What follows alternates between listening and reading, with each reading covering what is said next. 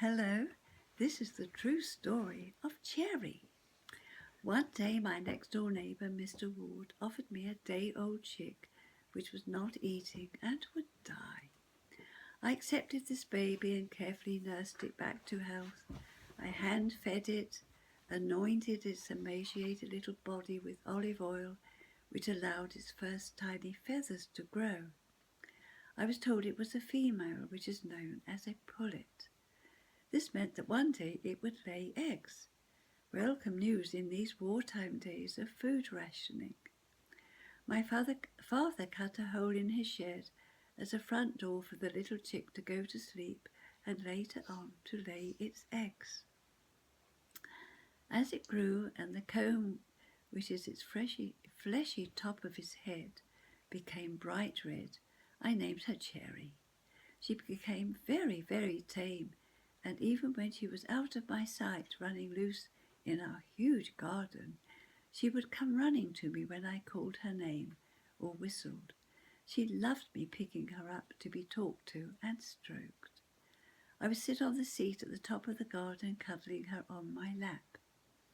Her adult plumage was white, and she looked so smart with her bright red comb. I was 15 years old and the Second World War was becoming dangerous.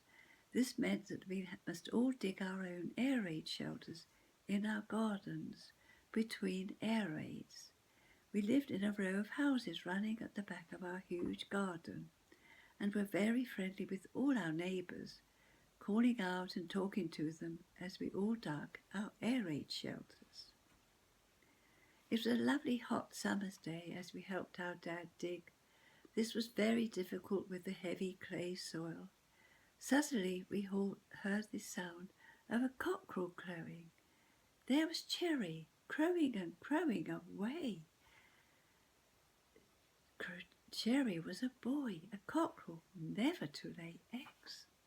You never heard such laughter as all the neighbours, my sister and brother, my parents, and I laughed and laughed. There was Cherry standing at the highest point of the air raid shelter, crowing and crowing.